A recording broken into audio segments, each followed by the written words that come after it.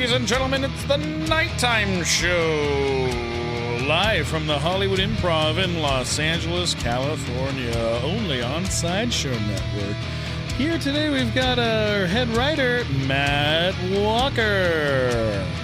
Also, we have our amazing guest today from the Roast Battle. This is the Roast Battle Wrap-Up, folks. Roast Battle Wrap-Up. We've got the phenomenon known as Earl Skakel.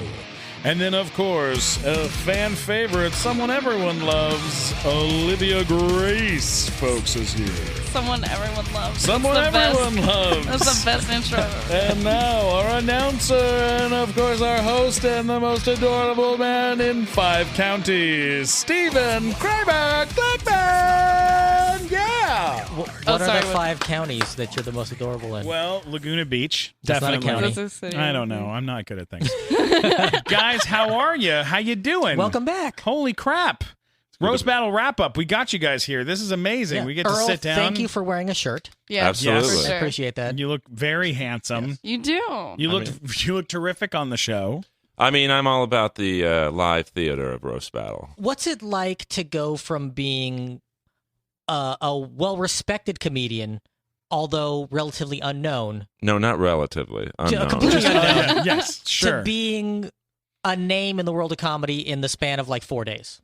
It's overwhelming, you know, to go like literally 16 years with pretty much nothing to within 1 week being on Comedy Central 4 nights. Because you and I had a Jesus conversation Christ. like It's maybe outrageous. 4 months ago. We sat there, we were talking outside the Improv one night, and we were talking about how I've done stand-up now 13 years, and you're about 16 years in, and we talked about how neither one of us had ever been on TV to do stand-up. And then it's like 3 months later, all of a sudden, you've blown up. It's great. Dude, yeah. Yeah, it Amazing. doesn't suck. And it's all because of the former talent coordinator at the Comedy Store. I mean, that's how I originally got into Roast Battle. You're doing a Tommy impression. And that's the ultimate irony that I'm on So TV. the guy who wouldn't give you spots in the club is now sort Yeah. of responsible for you getting to be known. That's great. That's so awesome. Thank you, Tommy. Were you Yeah. doing an impression of Tommy at Roast Battle while Tommy was still working there? Oh, yeah, at that point, I had given up being passed at the store. So I wasn't burning a bridge. I was incinerating one. And but he was never going to pass me, so I didn't really Oh, care. fuck him. You know, who cares? I Not mean- really. Not, you know what I'm saying. No, It's fine. I mean, I grew to like him a little bit when I had him on my podcast. And Yeah. kinda- Oh, yeah, you did have him on the podcast. That was a very brave and cool move to do that.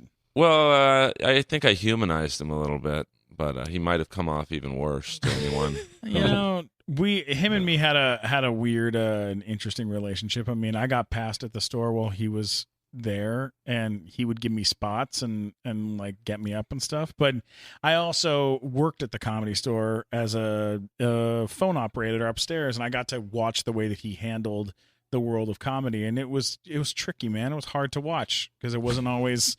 So I didn't always agree with a lot of the things that were Comedy isn't happening. pretty. Yeah, well, it wasn't.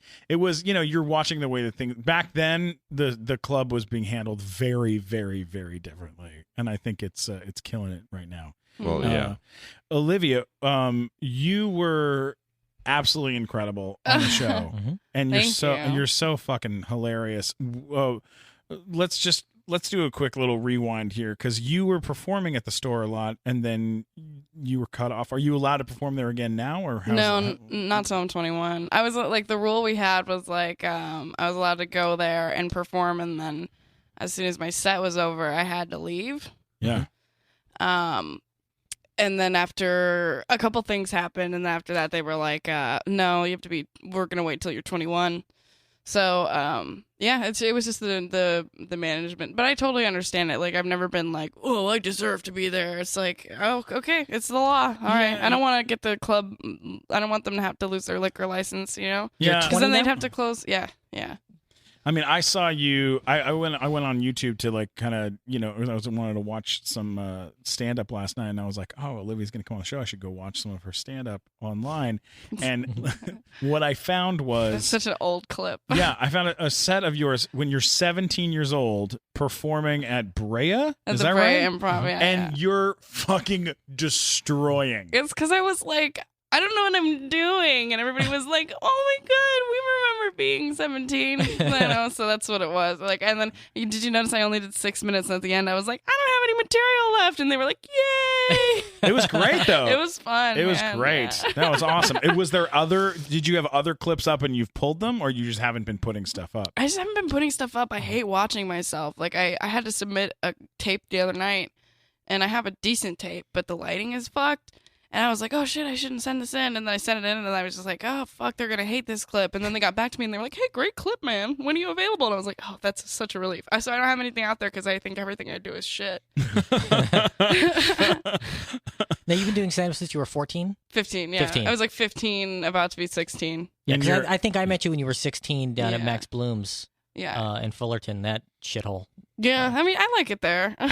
When I started doing stand-up, it started when I was like 15, like first year of high school, and like I would go around to like music open mics with my friend, and we would like do songs together, and then it kind of just ended up me doing stand-up after that. So And by the way, when we say shithole, that's a term of endearment for a lot of places. Oh, yeah. I mean, 99% of the gigs I do are at shitholes. So oh it's yeah, for not- sure. yeah. Yeah. No, I get it. I get you. I'm so No, tired. I'm sorry. I'm just saying. I'm saying that to the audience so they know. Oh, They okay. know. Okay, cool.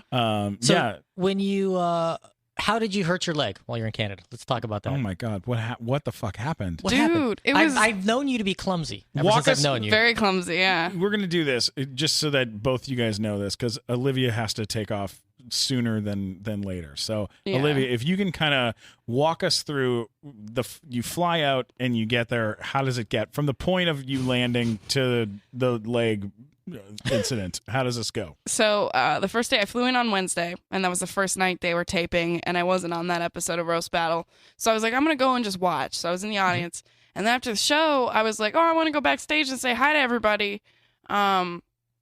And I went up to the bouncer, and I showed him my pass, and he was kind of giving me and my friend kind of like, no, we can't let anybody else back here right now, blah, blah, blah. And I'm like, but I'm on the show.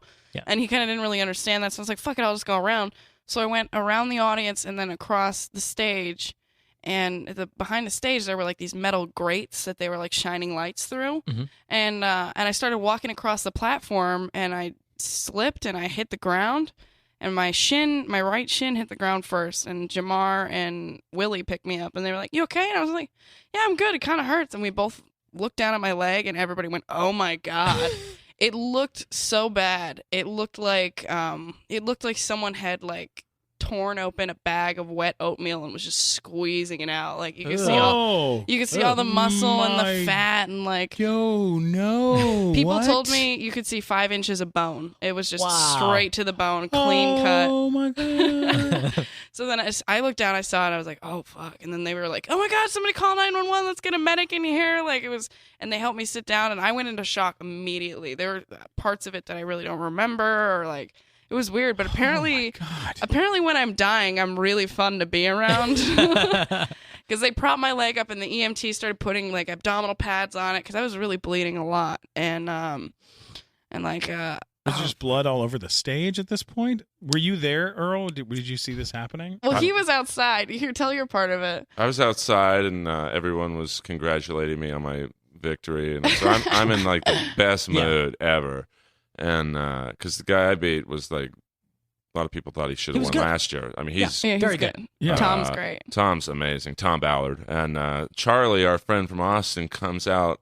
He's like, Earl, you got to get in there. Olivia's down. She's down. I'm like, what are you talking about? Yeah. He's like, she's hurt. She's hurt. You got to get in there right now. So I go in there, and she had looked so pale, even just on first glance. And I'm like, Olivia, what do you need? What do you need? And Olivia just was like, get out of here. You're not making it any better. And I looked at her leg, and our friend Omid Singh said it looked like someone had opened up a sandwich on her leg. Yeah, it was so gnarly. Oh So my gross. Dude, it was God. really bad. I thought I was dying. Like, the EMT had to put a tourniquet on my leg to stop Oh, it wow. from bleeding. Like, yeah, it was gnarly. And Oh my God. my shoes were just soaked in blood. My jeans are just bright red. And, like, yeah, it was pretty bad. And actually, it was Amy who was V? talking to me. Yeah. Wow. And she was like, she sat down right away, and she was like, you're going to be okay. And Fahim Anwar was there with me for a little bit too. I guess his brother's a doctor, and he just sat down, and he was like, hey, Olivia, going to be okay.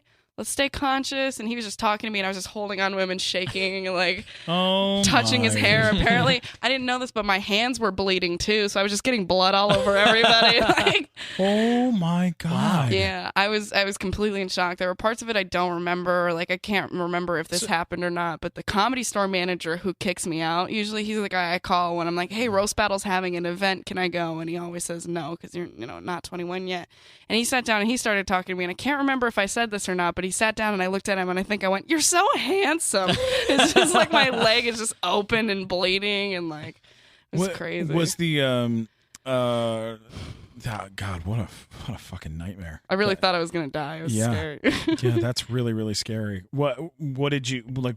What were you feeling while this was all happening? Were you were you scared? Did you feel scared the whole time? At first, I was terrified, but I mean, I went into shock so quickly, and I was just so full of adrenaline that it didn't hurt. And I was just so focused on, I knew instinctually that if I just kept talking and I kept making jokes and I kept saying things to people and touching people and like just moving a little bit, that I would be able to stay conscious. Right. And I kept saying, like, I think I'm going to pass out. And they're like, you're not going to pass out. Just keep talking, keep looking at me, like, it was good. So I was lucky that Amy and Fahim were there. Amy fucking saved me for sure. She just went into like, I'm going to help you mode. And like everybody who needed to be there was there to like keep me conscious and stuff like that. And good Lord. Yeah, it was crazy. The best part Thank though God was, for Amy's V. Oh my God, seriously, she's so great. She knew exactly what to do. And I was like, am I going to die? And she was like, no, look, the same thing happened to me. And she showed me like a scar on her leg. She's like, same thing happened to me. I was fine. It's going to be fine. But wow. Good Lord. The best part though was when Jimmy Carr walked by, because he's very like hard to like, he's kind of like a hard person to throw off. Yeah. And he was walking by, and I think he knew what was going on, and he didn't really want to look. So he walks by, and I'm sitting there with my leg open, and the EMT's just like, there's just a pool of blood around me. And Jimmy Carr walks by, and I'm like, hey man, good set tonight. Oh my God. And out of the corner of his eye, he turned and he went, thank you. And he was like, ugh, like he just didn't want to look, but he wanted to also say thanks. And he also just seemed very confused by the whole situation. Oh my That's God. funny. Yeah. Wow. They called an ambulance. They put me in, and then the next day I went out and did the show, and I was on set. You performed the next night? The next night, yeah. That's outrageous. Yeah.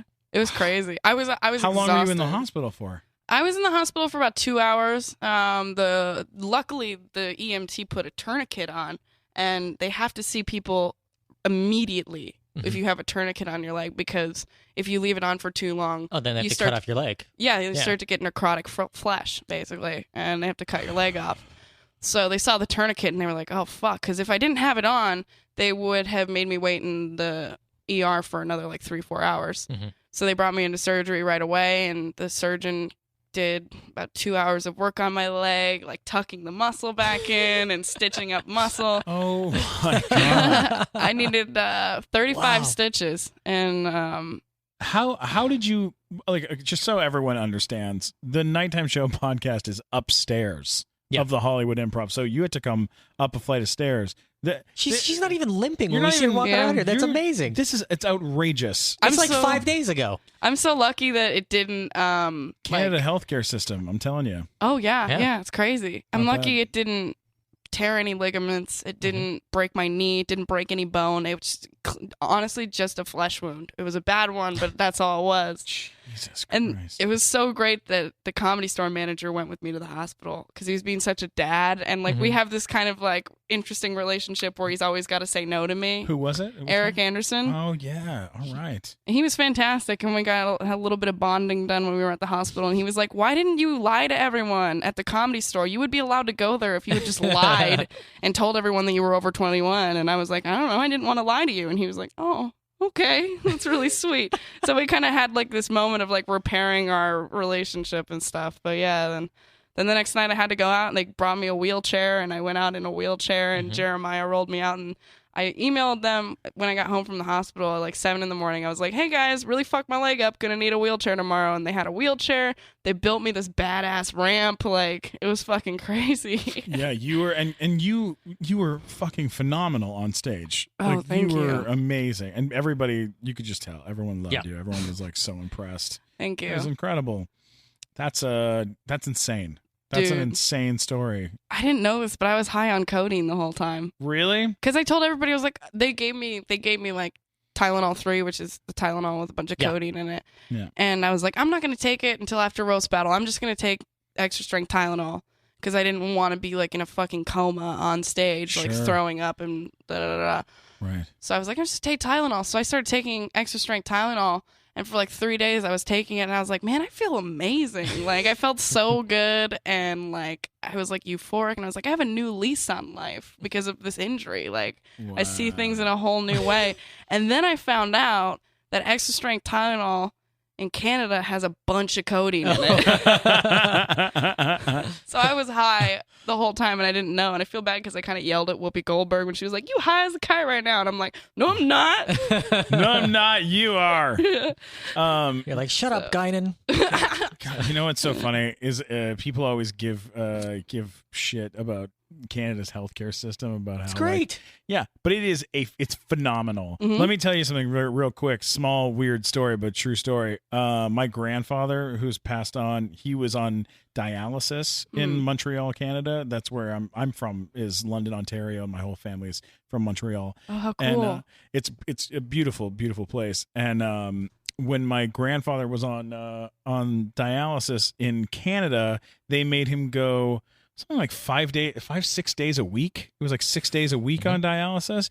But when he came here to visit in California, it was 2 to 3 days a week. And they said, when we were like, oh, it's so nice, having you around and all this other stuff.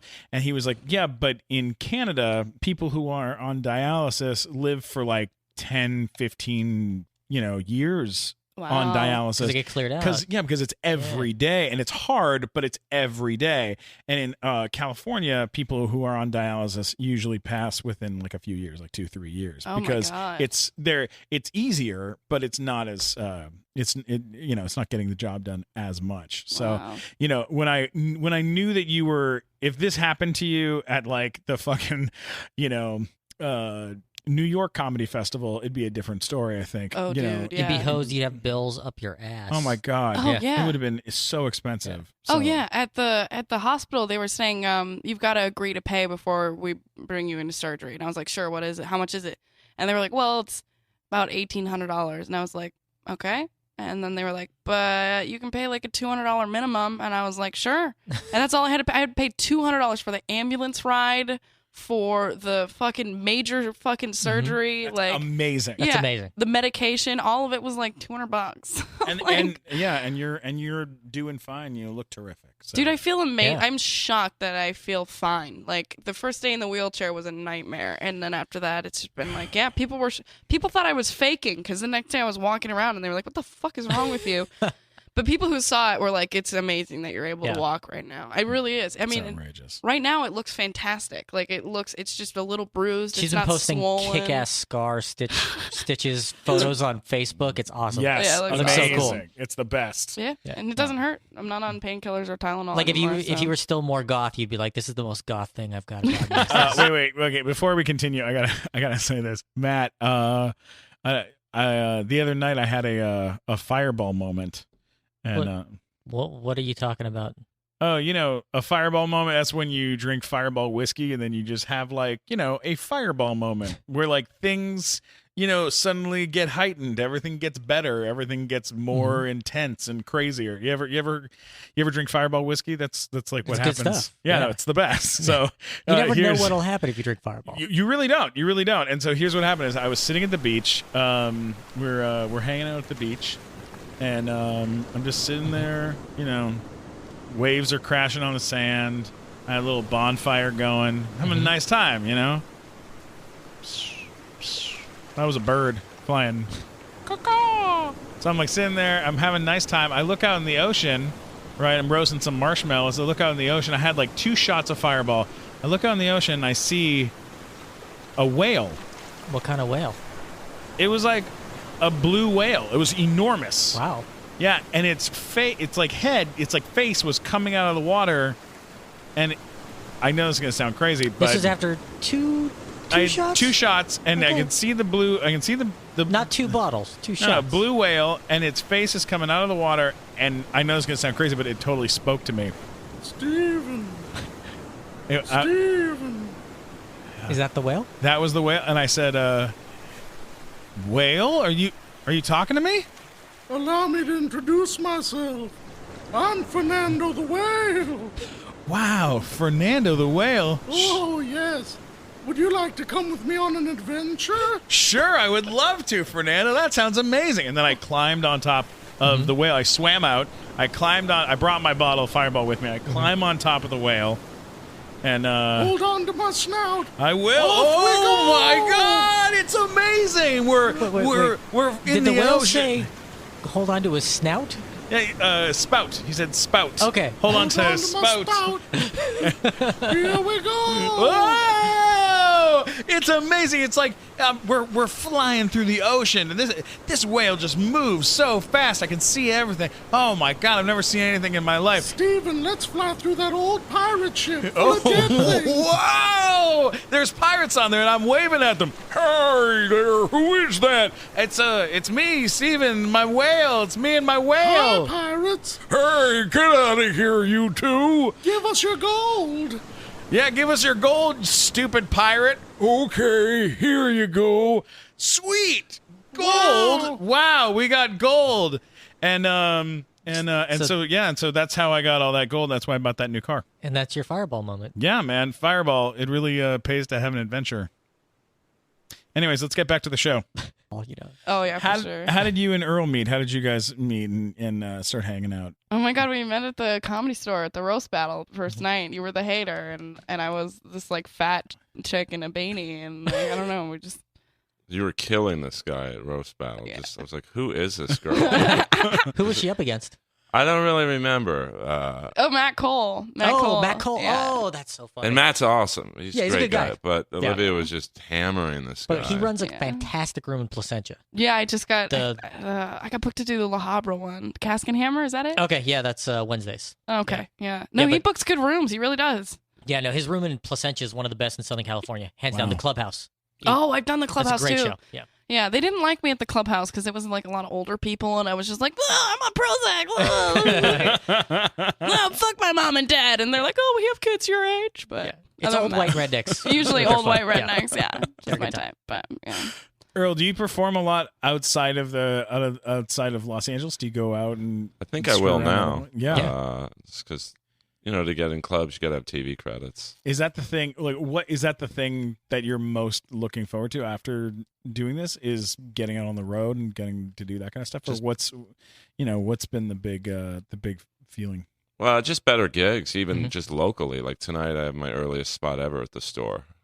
Wow. Amazing. So, and it's midnight, but still, it's That's a fucking great spot, Yeah, though. it's still Yeah, a step up from 2 a.m. like they normally Yeah. give you. Yeah. But I'm happy with the 2 a.m. spots too. Yeah. I mean, it's Yeah. so 'Cause hard. Any spot's a good spot There, at the comedy store. right now, it's You better believe it. it's just being on Potluck is like almost like getting past. Because it's so hard. Every comic's trying to get in there, and it's Yeah, like I've known Earl since I started. For 13 years, I've known Earl, and he's always been like one of the hardest working guys. You see him every single night at every open mic, like doing multiple spots a night. Like you've been working hard for a long time, and like you were a guy that everybody always knows. Like, oh, Earl, he's really funny, but then without TV credits, like people just don't care on the road. Like you can't get spots. I mean, I know what that's like, and like you used to go with Rob Schneider and some other people. They take you out, but I mean, you can't get those same gigs yourself without the big name, and it's kind of a problem in the industry for people. Like when you're coming up, they don't book off of talent; they book off of fame. Yeah, it's certainly a catch-22 because it's hard to get one without the other. Yeah. They won't book me on the road because of Big Time Rush. Yeah. Because that was like my big, it's like, oh, I have a kid. Your fans are 14. All my fans are 14. And I'm like, that They're was in college fucking, now. that was 7 fucking years They're in ago. college They've now, yeah. grown up. They're in college. They're out of college now. Yeah. And they're still like, man, they're all kids. And you're like, they're not fucking all kids, man. But I can't convince anybody otherwise. It's going to take a little longer. It's okay though. just have their parents come to your shows. Yeah. Yeah, Yeah. I've tried. It's weird. Like here in town, it's a different thing, but definitely on the road, I just can't. Yeah. I can't crack that nut. It's That's tough, man. I mean, Screech gets work because they can bring him yeah. up as here's the guy from Saved by the Bell. Right. It's crazy. It's the way it works. Yeah, it's so weird. that guy Mark Valley. He's a great guy, but he's an actor. But you can say, hey, here's the guy from Human Target on Fox. Yeah. It's like, Steve-O. It's like, oh, yeah, you can go watch him staple his nutsack to his leg, but he'll get booked ahead of every single comic that you know because he was a big name. Because he stapled his nuts to his leg. Well, I think that's God bless him. There's definitely a turnaround happening. Like the scene that I'm doing a lot of stand-up in now is like this really organic, like underground, like punk scene. Like most of my shows now are in like people's fucking backyards. Yeah, a lot of backyard shows going on now. It's awesome. Yeah. It's so great. I run a show in like the patio of a vintage store, and our first show was packed, and the second show was packed, and it's like just these hardcore fans of comedy who like are like, okay, we're tired of seeing all the fucking like manufactured shit, and who want to see like real comics, which is fucking great, you know? They know that if they go to the Improv, like you're gonna see a certain kind of act. Yeah, you're gonna see. You can go to the Improv and see like blah blah blah name comics, TV people. I've seen them on TV, but these people are like genuine. Like we want to see something we've never seen before, which is awesome. I love it. So I think there's like a turnaround happening where people are starting to notice that, and then one day that will become the mainstream. I think. I hope so. That'd be really cool. Would be so. Yeah, I mean, it seems things seem to be moving in a nice way. Yeah, for sure. I like that. I like that a lot. Okay, so Earl, you were on Roast Battle on this show before it was a TV show. You were the house racist. Is that correct? Well, that's the kind of term that was being used. Like I said, I was playing Tommy. Yes. Right. Exactly. Yeah. So you just said I was playing Tommy. People would have known what I was doing. Yeah. But I did that for about 9 months on my own, and I was just running out of racist things to say. And it was done out of an Archie Bunker type of character. Oh, it's very funny. Thanks. I mean, but it's tough to, after 9 months, I was just like, I can't say anything more racist or homophobic. So I asked Whitney Rice I was like, well, I need a hot girl who's funny, who could like break the meanness and the weirdness of what I'm saying. And so she came on board, and we did that for about 9 months, and she was awesome. That's what became known as the Haters Table. Yeah. And then Whitney Rice, by the way, phenomenal. And her TV show just got picked up. Yeah. She's on great. Amazon. Amazing. With John Goodman and stuff. That's awesome. Huge. She's great. So then she left the show because it's a hard show for a girl to work on. She was basically the only girl. Right, yeah. And then I went back to doing it by myself, and I think Comedy Central was like, yeah, you're really funny, dude, but this character is no bueno. So you can roast if you want. And if you want to get to Roast Battle on TV, you got to beat our number one roast writer, Jesse Joyce. Whoa. So that's how I got on. Yeah, but you didn't just like beat him. You scared the shit out of him. Yeah, you pummeled him, man. His face when you came out, he seemed pretty confident, and then you came out and he was just, you could just see the blood drain from his face. He was like, oh my God, I don't know what I got myself into. It was so funny. You had some vibrato, man, on every single one of these. Every time you came out on stage, you were more intense than the last time you came out. And that, the thing that you did too, which I just gotta say I have so much respect for, is that you came out shirtless and like covered in oil or water or whatever, or in a cape. Oil. Covered in oil, yeah. Which is so genius because you come out and you're like, I'm an easy target. Hit me with the best thing you got. Look at me. Hit me with your little. I'm easy, baby. Hit me. And they got fucking nothing. Yeah. Nobody has shit, and they try, and it's nothing sticking because you're already like poking fun at yourself. You're already playing, and so because of that, you get to just rip in and tear into them, and it was brilliant. Well, I'm kind of cheating because it's everyone's writing Earl Skakel jokes. Earl is this, Earl is that, but I'm not really Earl up there. Yeah. So it's kind of you're like a caricature of Earl. Yeah. I thought it was great, man. It was a great move. So great. I'm all about the mental warfare of Roast Battle. Yes. Now there's the set that they had. They were sort of going for like a Thunderdome kind of look. They got on the show is what it looked like, which was kind of cool. Do you feel that there's something missing from like the intimate venue of the Belly Room? Like when you watch it on TV, is it sort of just like, I mean, it's a different feel. It's a different show than what you see live. How do you feel about that? Dude, I think they did like a really good job of like making the set look as much like the belly room as they could. You know, not that they made it look exactly like the belly room, but they managed to capture that feeling. You know what I mean? Like if you're in there, like people were sitting really, really close to each other, and then they had that part upstairs, that balcony that looked down, and it was like this like crazy Roman lion's den type thing, and then the bleachers in the back were just people squished together, and that's kind of the vibe of the belly room. It's this tiny, hot, like dark space where it feels like a safe place to say crazy shit. And I think they did a really good job of designing the set to match the vibe of the show. I loved it. I thought it was awesome. Yeah. You know, because last year that was the same room we did roast battle in, and it was just a big kind of nightclub setting. Okay. Stage was on the other side of the room, so whoever They didn't build a set for that one because it wasn't on TV at that time. No, it was kind of like an experimental week up there. You know, you didn't know really how the whole show was going to work out. If outside the belly room, it's going to translate. Yeah. Did they have the wave last year? Yeah, they had the wave, and then me and Whitney were there as the haters. Okay. And we were successful in varying degrees each night. So, you know, and this year was as close to the belly room as you can get. Yeah, it was great. Yeah. And also have it jam packed. You know, and I mean, they must have been like, all right, this can seat, 100 people. And they're like, all right, put 250 in there. Because everyone was like squished together. You couldn't even see like behind the judges. You're like, who is that? And you look closer and you're like, oh, that's it's Hannibal Brian, Buress. or Brian Posehn or this or that one. You're like, damn, everybody was there. That thing is amazing. Olivia, I know that you have to take off so that you can run and do your set. Are you having to take off? Are you okay? yeah, if that's okay. I'm so sorry. I hate doing that. Well, I was high on codeine when I said yes to this show, so I was like, oh, more than fuck. fine. Look, when you're off codeine and you're totally clear, and I don't know what the rules are when it comes to things like this, but I picked something up for you so that because I don't have any, I wasn't sure what I could get you to like make you feel better. Oh, thank you. But I found this. It's pretty cool. It's from a company called Blackout X, and it's a disposable vape pen 2.0. It's for e-liquid, oil, and wax, and so you can use it for your the types of things that people use vape pens for. It's like the top on the market. It's very cool, high-end stuff, very high-end stuff. And so I don't know if you're a vape type person, but but yeah, you can use it for all sorts of wonderfulness and Absolutely.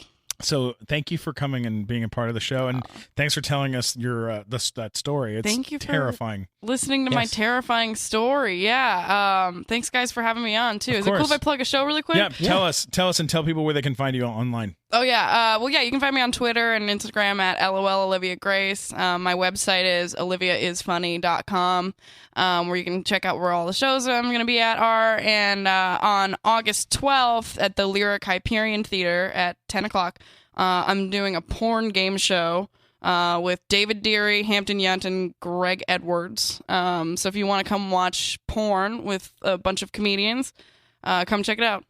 That sounds amazing. Yeah. It's gonna be fun. Absolutely hysterical and a great concept. So yeah. Thanks so much for hanging out. Earl, would you hang out with us for a little longer? Yes. Is that cool? Bye, Thanks Olivia. for having me. Bye. Thank you, Olivia. You bet. Thanks a lot. Bye. Olivia Grace. Yes. Thank you, Olivia. Thanks, Olivia. Yeah. You can go out that way. Yeah, you bet. That's fine. Yeah. So, Earl, now that Olivia's gone. What a fucking bitch. You're the best, man. No, she's awesome. I mean, she's great. 20 years old to be that good, and I mean, to go to Montreal and It's incredible. the guy she went up against, K. Trevor Wilson, is an animal. He was a beast on that is show. Fucking brilliantly funny. And he's like a male version of Olivia, where he just looks at you, because he's who I faced in the consolidation round. Yeah. He just looks at you, go, okay, I'm fat. What else you got, dude? Yeah. And he just stares at you. And he's the nicest guy. Like, you can't find a nicer guy. Yeah. Like, I think she had a great joke where it was something like, his name is K. Trevor Wilson. The K is because he's the same size as 1,000 Trevors, which is so funny. And he just laughed at her. Yeah. You know, and I had a joke against him. It was a moderate fat joke, and he just looked at me and goes, yeah, well, I'm on stage with you, buddy. Yeah. So it's like, oh, fuck. Shit. Did you ever imagine that Roast Battle was going to be sort of like your ticket to like the next step in your career? No, I mean, I've been on the show from day one, where it was literally two comics, Kenny Lyon and Josh Martin, wanting to get into a fist fight. Yeah, we had Brian Moses on, and he told us the whole story about how it started. Yeah. And to think that Kenny Lyon is partly responsible for a show getting on, and he really is, because if they don't get into that fight that night, Moses probably just would have kept doing an open mic there, and I've never really been a part of something from day one to I've got Judd Apatow talking to me, going, "Hey man, you're great," or whatever. Yeah. So it's pretty surreal. What an insane situation, man. How to watch that happen. I mean, you were so close to it. To be able to watch that happen to Brian Moses and watch Jeff Ross get involved. What was the change like from Jeff Ross not being involved to watching Jeff be involved? Like how did that change the show? Well, he's like Mr. Comedy Central, Mr. Roast Battle, or Mr. Roaster. Yeah. So he definitely gave the show credibility, because no one knew who Moses or I were, and we were like the two, I guess, main parts of the show, and celebrities weren't really coming up there. You'd have a few maybe pop their head in and go, "What the fuck is this?" And then once Jeff came on, you'd see Dave Chappelle come up, you'd see Hannibal come up, you'd see, Mary Lynn Reichkup come up, you'd see all these just amazing. Ron White loves the show now, comes every week. It just Jeff added credibility to a bunch of not aimless comics, but like none of us knew how to pitch a show or get it on the air, and it's been amazing to fascinating. Just see the whole process from beginning to hopefully not the end, but beginning to where it is now. Yeah, I mean, I don't know. Who knows what's next? I mean, I could see them doing this every year at Montreal. Just you have a series of yearly battles, and the winners plus selected, I guess buy-in roasters can just come in. Yeah, I mean, like Moses was telling us that they do this, like versions of this show is now going on like 5 different continents. People are doing this all over wherever they do comedy. There are roast shows going on that are sort of modeled on what they've seen on Periscope of roast battle. I think it's kind of amazing. South Africa, I think, just did a big roast battle tournament. I know a couple Canadian cities do it.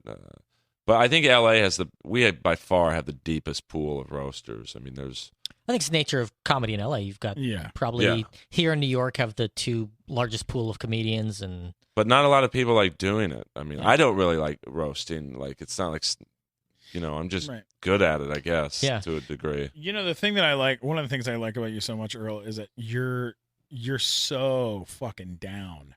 Like, you're just down. If it's funny and you can find the funny in it, you're a part of it. You'll jump in. You jumped in, and I totally owe you for this, is that you jumped in and did a sketch with us for Nighttime Show. Robbie. Like with Robbie. And it was so funny and super weird. And, but like, just being down to like jump in and screw around and keep throwing yourself into the mix again and again in different, venues and different, you have weird to. Ways. Yeah, it's awesome. You can't just be a Comedy Store guy or an improv girl or Laugh Factory or whatever. You have to like spread your wings, and roasting's not really my specialty. But how did you find your way to the store? Like, how did you find your way to the Comedy Store in the beginning? It's where I started in like 2000. It was the first place I went to, and I saw Brody Stevens. I think my second night there, make an open micer cry. What? Really? He was hosting Potluck, and I mean, now I think it's really funny, but back then, this kid from La Jolla had bombed pretty badly. Do you remember who it was? I don't. I've never seen him since. Okay. And Brody got back on and said, "Hey, where are you from, man?" The kid's like, "La Jolla." He's like, "Well, that drive just got a lot longer." Oh, that's funny. Which is totally my sense of humor now to say that. And I'm like, I don't think I'm ready for this place. And so I didn't come back till like 2009.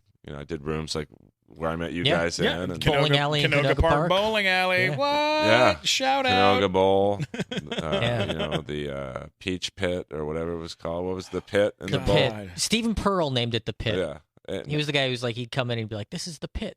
That's what he was. It was the pits. Yeah, it was. In the pit. Yeah.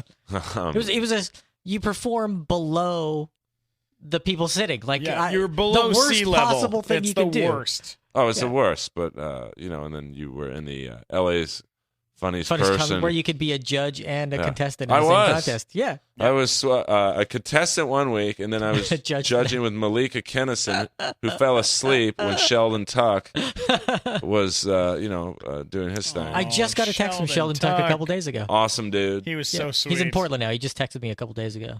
Yeah. So I'm like, how above board is this contest when you're like judging and emceeing 3 weeks later with Mel Cole? And that was when it was the funniest comic in the Valley. Now it's the funniest comic in L.A., and they do it at Sal's Comedy Hall. Well, that, bigger and better venues. Yeah. But I remember the first year it happened, Anthony Jeselnik won the 2 year and under category, and I finished second Isn't that to him. crazy? And I look at that, and I'm like, if I would have just won, I'd have that career. That would be me. Whitney fucking Cummings came out of that out of that Canoga Park bowling alley. A lot of, the talent We had a level lot of was people there. in there. Yeah. But there's a couple questionable comics who were allowed to perform there weekly. Oh, all the time. And, of course. 75 comics. And Yeah. I mean, I used Jesus. to MC that, and it would be like, all right, this is going to be 5 hours of it was brutal. doing it. Because it would be from 8 p.m. to 1 a.m. Yeah. Yeah. The reason that I ended up sticking in and staying a comedian is because of Matt Walker hosting the Canoga Park Bowling Alley. Do you know that? No. That's a true story, Earl. We were hanging out, and Fat James. Rest in peace. Yeah, rest Do in I peace. remember Great him? guy. He, Fat James. How could you forget Fat James? Yeah, you can't forget Yeah. Fat James. So Fat James was a comedian, a very funny guy, and he passed on. And but at the time, he was just late that night for his spot. And so Matt, who was hosting, said, "Hey, Fat James isn't here. Can we get Fat Steve?" Yeah. And I walked out of the club, out of the bowling alley. I went in my car and I cried in my car. Really? Yep. And I texted him and I said, "It really hurt my feelings that you called me Fat Steve." And Matt read it out loud. I go on stage and I said, "Hey, I just got a text from Stephen Glickman. He says that I hurt his feelings when I called him Fat Steve 15 minutes and that's ago." why he's and not then he's here. crying in his car. Right. And then he texted me and said, "You're not allowed to have." I talked to you on the phone. He called me on the phone and he said, "You're not allowed to have feelings. You're a comedian." Yeah, he's right. And I was like, and then we became best friends after that. Yeah, we became best friends. We've been best friends ever since. But it was like him telling me that I was a comedian meant that I like it. It was like what he said was justified because now I'm a comedian. I can't have feelings, and it completely changed the way I dealt with 5 months everything. into comedy at that time. Yeah, I at think, that point, I had just been doing theater, and I was like 2 years into comedy. I acting. didn't fucking know anything. Yeah. But, Yeah. it totally changed the whole way that I see myself. And then when I got to the Comedy Store, they just made me fucking harder because they were just they were meaner than Matt. Yeah. I had PJ Stansberry throwing lit cigarettes at me while I was on stage. I can believe that. Is he still, is he still around? He's still around. I don't know if he what his status is up there, but, Adam's like kind of cleaned house with some of the, Thank God for some of the that. questionable employees. Comics that Tommy was putting up. So, how many venues have you been banned from? Any? none. None? Wow. I It's mean, amazing. 16 years and not banned from anywhere. That's well, I kind of keep my head down and don't cause too many problems. And Where did you grow up? Did you grow up here in L.A.? I grew up in the hills of Bel Air. So, Jesus Christ. but when I tell people that, they just assume I'm like some super loaded rich kid. But my dad bought the house in the 60s. Right. Bel Air was no nicer than, say, this neighborhood right now. And then they had the Bel Air fire, which burned down every house but my dad's house. and then all the ones that got rebuilt. Yeah. So it was really incredibly lucky. We were like the Addams family of Bel Air. Like, we had like 20 dogs, cats, pigs. We had a decent house, but it was definitely not, Stallone's house was down the street. OJ, great guy with me. I never had a problem with him. Vidal Sassoon. So, I mean, it was a crazy neighborhood to grow up in.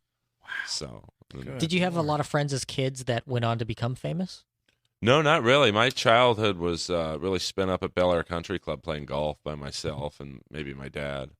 A couple of the kids who were members also up there. I mean, I loved playing golf as a kid. Are you good? Do you still play? Or No, it's funny. Like My parents moved to Florida in '88, so they had to sell the membership. So I thought, I still want to play. I'm going to join Mountain Gate, which is a club up on the Sepulveda Pass. You ever on the 405? You see that golf course up there? Yeah, sure. And I really love this place because I thought they country clubs are very racist. Very few blacks, very few Jews, virtually no Mexicans. Yeah. And that's what I loved about Mountain Gate. Blacks, Mexicans, everyone. Oh, wow. Oh, they were there. Okay. Yeah, they were there as members, not caddies. I thought it was like, and that's what I love about Mountain Gate. No blacks, no Jews, no Mexicans. I was like, it's back to the... It's back to the house race. Yeah. No, I just love it. Wow, this is like a country club An for integrated club. everybody. Yeah. Wow. First day I joined, I set my bags out by the pro shop to get some golf balls. Come out, my clubs were stolen. Fuck that place. True story. Wow. Oh, that's funny. Oh, my God. That's hilarious. So I haven't played, I literally have not hit a golf ball since. Since you lost your clubs, yeah. Oh, my God. So. That's so funny. When did you become obsessed with hockey?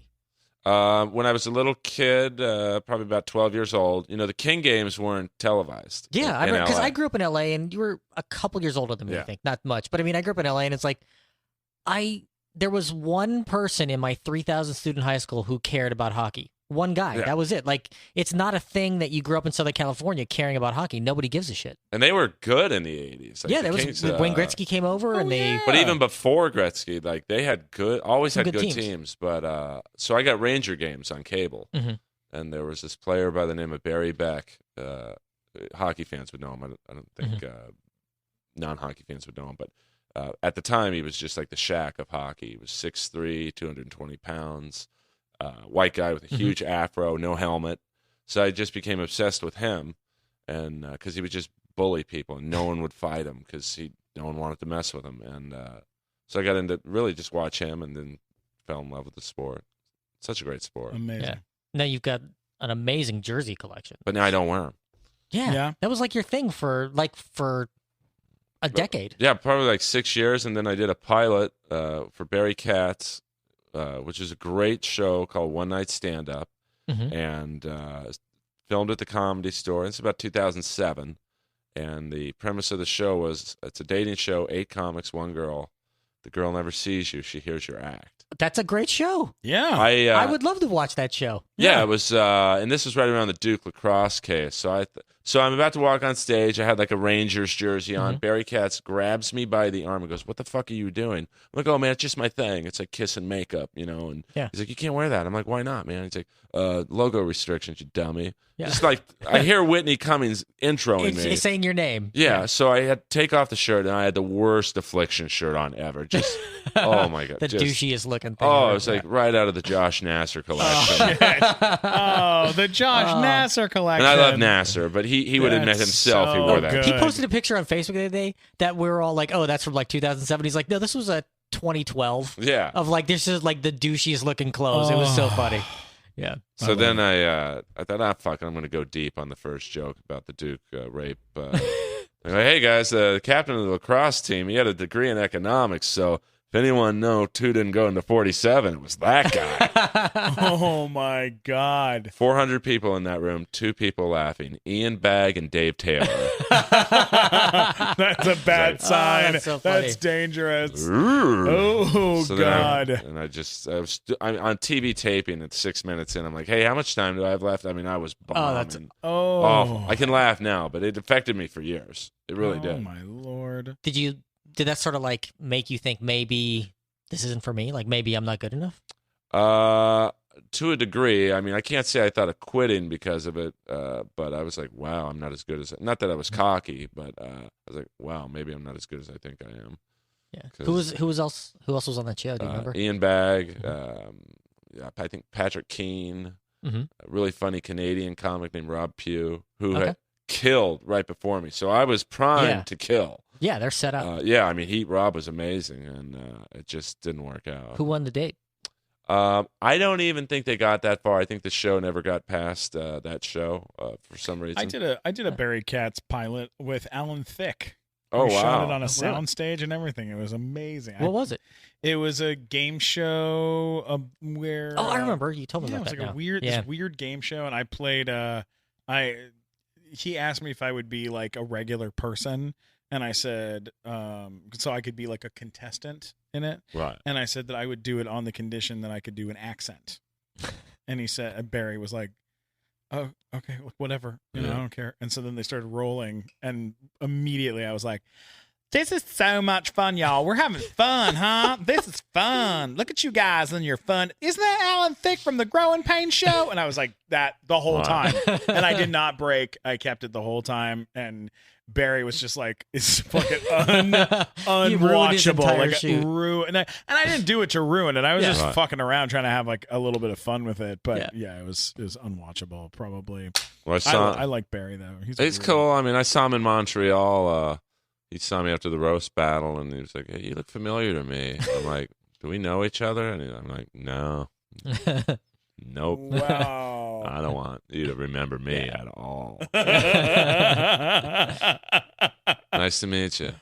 Great. I think I told him my name was Tony Moss, even though he just saw you on stage. He just saw me on Roast Battle, and Tony Moss is the character, and I'm obsessed with the movie Showgirls. Yes. And Tony Moss was the kind of dicky choreographer, and so that's the fake name I always give people. I like that. That's a good fake name. I'm trying to get surprising. See, Earl is sort of known for like having a lot of knowledge about a lot of things that nobody gives a shit about. But that's what makes me so enduring, too. Yeah. And it's like I sort of share a lot of that with Earl, and I also care a lot about things that nobody cares about. This fucking guy knows everything about every game show that's ever been on TV. He's seen every single episode of every single version of a Star Trek television show, animated series. I mean, knows everything that ever exists about that. We had Brandon Braga on our podcast, who was a writer on Next Generation, executive producer of Star Trek Voyager, and created Star Trek Enterprise, and I taught him something about Star Trek. Yeah, 100%. But it's like that's what makes us so charming to crowds. Last night I did 10 minutes on the Stallone film Cobra. Yeah, man, great movie. And I'm trying so hard to get the bad guy on my podcast. Like I'm like calling managers, agents. Who was the bad guy? His name's Brian Thompson, and he's very recognizable because he's got kind of a pronounced jaw, and he's he's definitely a unique looking guy, but. So far. But I do have the bad guy from Roadhouse coming on. Oh, wow. Awesome. That's cool. That's great. So I like getting weird guests. Yeah, man. That's awesome. Cobra was a movie. I remember that was supposed to be like the launching point for a franchise. And they were projecting it to be like this killer, huge movie. But then Batman came out like 3 weeks before and just got rolled over by Batman. Like nobody went to go see it because Batman was just like number one at the box office for like 12 weeks in a row, and Cobra just got crushed. Jesus. Well, I think it was originally, I might be getting some of the story wrong, but it was, Stallone was offered, I think, Beverly Hills Cop. Okay. And what he got when he read the script, he turned that into Cobra. So, Stallone. He's sort of known for that because the other thing they talk about how I remember reading in a screenwriting. I used to read screenwriting magazines for some reason. Even though I've never written a screenplay, but I used to, when I was in college, I used to read screenwriting magazines, and there was a story in one of them about Stallone and the way he wrote Rocky. And then he had a deal with these two guys to put together a movie, and then he wrote this movie, and it was about like a fighter and whatever, and they're like, okay, this is whatever, let's go back, do another rewrite. And then they wind up seeing he's in production on this movie Rocky. They're like, hey, that's our movie. And then he's like, no, your movie's another one. And he wrote this other one about like a wrestler that came out around the same time that was a piece of garbage. And then they go to see Rocky, and they're looking at the screen. They're like at a screening, they're like, we just lost $100 million. Like when he's like raising his hands over his head, they're like, this movie's going to make $100 million. So that should be our movie, but we can't prove it. Wow. Yeah. What a fucking situation. It was a weird thing. Yeah.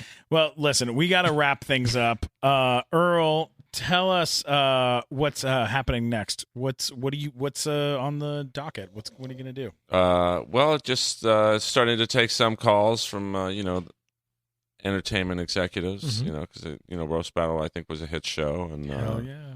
So that's we're gonna be reading about Earl in the trade soon, signing with someone hopefully. I hope so. This is gonna come out tomorrow, so yeah. Yeah, so the in Comedy Store earlier spots now, and That's great. I mean, I'll take it. I'm not really in the business for fame or money. I just love doing stand-up, which is probably the worst thing to tell industry people. Like, they don't want to hear that. They're like, what do you have that we can sell or pitch? I'm like, I don't know, backyard comedy. A 10-minute bit about the movie Cobra. Yeah. Is that marketable? Yeah. But it could be, though. There's a be, market for like an 80s talk show where you only interview people like that. From that would be great. I'd watch that. It's a niche show for sure, but there's, when you see fucking Ink Master on TV and people are getting tattoos, and Absolutely. It's like we went to pitch our talk show once. Does not say where we went. We went to a company, and then they were like, well, I don't think people really want to see stand-ups talk on a couch, like they do stand-up. Like, it just doesn't seem like something we want to see. And we're like, don't you make a show about people who run a pawn shop? Like, I was like, they run a show. They have a show about people who go dumpster diving. Dumpster Divers is the name of the show. The Dumpster Divers. It's crazy. You're like, get the fuck out of here. They had a show about female cops that give tickets. It's called Lady Cops or Lady something. Cops. It's stupid. You're like ticket women or something like that. Fucking horrendous. So, I mean, look, their opinions don't mean anything. You're fucking unbelievably funny, and you crush so hard on the show. And getting to watch you on Comedy Central repeatedly, night after night after night. I watched you at home one night. I watched you on my phone one night. I watched you in that pizza place. That we got the pizza for Fresh Brothers Pizza.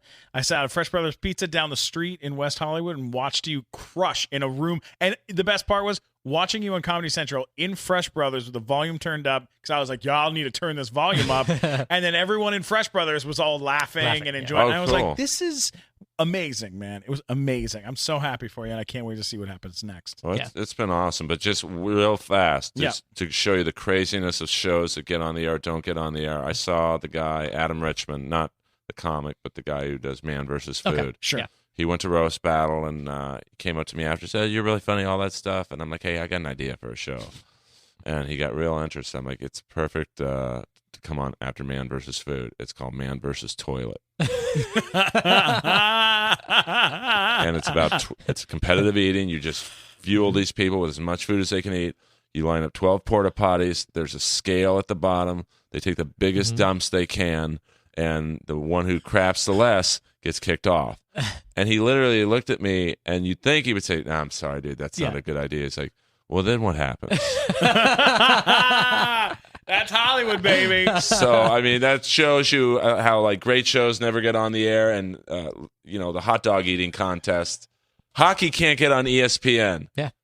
And hot dog eating contest. What's Joey Chestnut? Get the mustard yellow belt again this year. 73 Took it back dogs. from Matt Stoney. 74.5 new world record he set in his qualifying. We've had Joey Chestnut on our show. I was so excited. Yeah. Oh, I mean, that guy is a tank. And, but by the way, you have to listen to Joey Chestnut on Date Fails with Kate Quigley and Stephen Glickman. He tells a story that's the greatest story I've ever heard anyone tell in my entire life. You go look it up on your iTunes, go to Date Fails with Stephen Glickman and Kate Quigley. Listen to the episode. It's got me and Joey Chestnut on it, and it's amazing. Yeah, you need to hear that story. It wound up on TMZ. TMZ That's how good picked the story it up. was. You can even go to and check it out on TMZ and just look on TMZ's website for Joey Chestnut, Kate's and you the will best. hear the most insane thing ever. And I love Kate Quigley. She's the best. I do She's too. God bless her. All right, well, listen, where can people find you on the interweb? Just Twitter and Instagram. It's at Earl Skakel, EarlSkakel, and the Inappropriate Earl podcast. With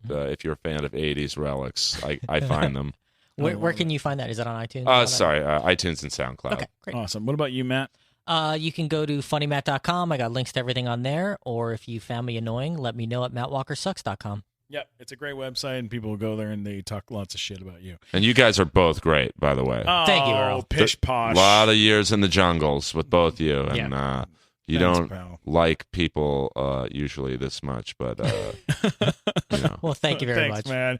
man. You can always get me at Stephen Glickman, STPHEN Glickman on Twitter, Instagram, and YouTube. And then don't next forget Tuesday, doing an AMA on Reddit. Yes. Tuesday at noon. Tuesday at noon, AMA. Ask me anything on Reddit. Matt's going to help me because I'm not good at computers. but he's going to be there, and we're going to So do you can it. talk about Storks, you can talk about Big Time Rush, you can talk about Absolutely. the 41-year-old virgin that knocked up Sarah Marshall. Remind Super people bad about of the it. horrible choices I've made in my life. I'm going to go on under alternate accounts and ask you embarrassing questions. That's what I'm going to do. I can't stand you. You're the worst and the best friend ever. Hey, guys, listen, don't forget to subscribe to the Nighttime Show podcast. And thanks all for listening. This has been Roast Battle Wrap Up. I'm Steven Kramer Glickman on the Nighttime Show.